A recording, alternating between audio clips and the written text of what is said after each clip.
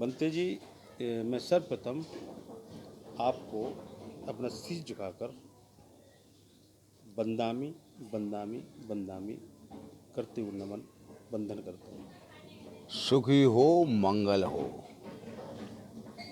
अब मैं आपसे ये जानना चाहता हूँ कि मैंने देखा कि आपके शब्द इतने बढ़िया हैं कि हमारे श्रोता बहुत खुश हो जाएंगे। उनको ज्ञानार्जन हुआ, ज्ञान प्राप्त हुआ, माध्यम आप बने, प्रयास मेरा रहा, बहुत अच्छी बात है। अब मैं थोड़ा सा आपको एक कहना चाहिए स्वाद में चेंज करना चाहता हूँ। आपको इस ट्रैक से हटा करके थोड़ा सा मैं छोटे ट्रैक पे ले जाना चाहता हूँ। छोटा भी नहीं, बहुत ब्रॉड ब्रॉड करना चाहिए, ब्रॉड ट्रैक पे ले जाना चाहता हूँ। उस ट्रैक पे मैं आपको चलाने की कोशिश करूँगा। तो मेरा प्रश्न ये है बनते जी कि प्रकृति क्या है, नंबर वन। छोटे में बताना, सूक्ष्म में। और प्रकृति जो कुछ भी है उसको भगवान क्यों कहा गया है, बस ये बताया मुझे। उपासक जी, जहाँ तक प्रकृति का सवाल है तो प्रकृति ही पूरे विश्व का सत्य है। जी प्रकृति ही पूरे विश्व का सत्य है। जी प्रकृति में ही समस्त प्राणी विश्व के अपना जीवन निर्वाह कर रहे हैं। प्रकृति ही मुख्य है। अब प्रकृति में इसके तत्वों को भी जान लेना जरूरी है, आवश्यक है।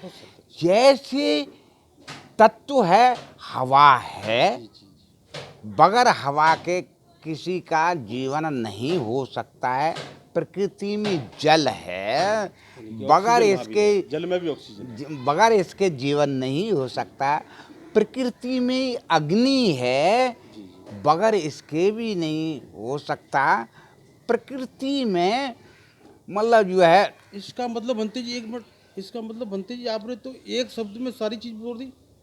भ माने भूमि, ग माने गगन, बा माने वायु, आकांडा अग्नि और न माने नीर, यानी भगवान शब्द का अर्थ यही होगा प्रकृति।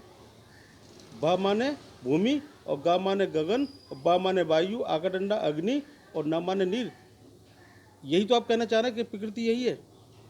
देखो यहाँ तक आपकी सोच है, वो आपकी सोच भी सही है, परंतु मैं थोड़ा सा इससे हट के, क्योंकि जो मतलब जो है आ इसमें आता है, आ तो वो आकाश से संबंधित बोलते हैं कुछ हमारे लोग। नहीं, मैं अग्नि कहा था। नहीं नहीं, इसमें भ माने भूमि, ग माने गगन, गगन, गगन। यही तो कहा, तो गगन गगन जो है हम उसको महत्व नहीं देते हैं। तथागत बुद्ध ने भी महत्व नहीं दिया। तथागत बुद्ध ने प्रकृति के अंदर चार आधारभूत ही बताए। कौन कौन से? चार आधारभूत, यानी भूमि है, अग्नि है, जल है और वायु है, हवा है। गगन का कुछ नहीं, क्योंकि गगन का कोई और छोर नहीं है। न कहीं कोई आदि तक पहुंच सकता है, न बिल्कुल अंत तक पहुंच सकता है। यानी आकाश अनंत है, इन्फिनिटी है। तो ये प्रकृति के अंदर हैं, चार आधारभूत हैं जिनको तथागत गौतम बुद्ध ने भी बताया।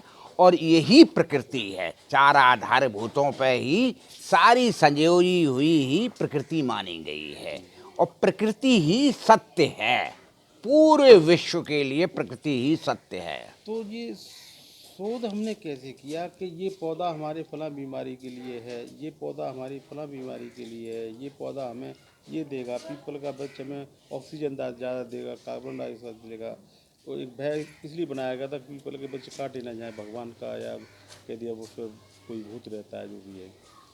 तो कहने का तात्पर्य ये कैसे शोध किया जा रहा है कि ये पौधा से हमें ये लाभ है, इस पौधे से हमें ये लाभ है।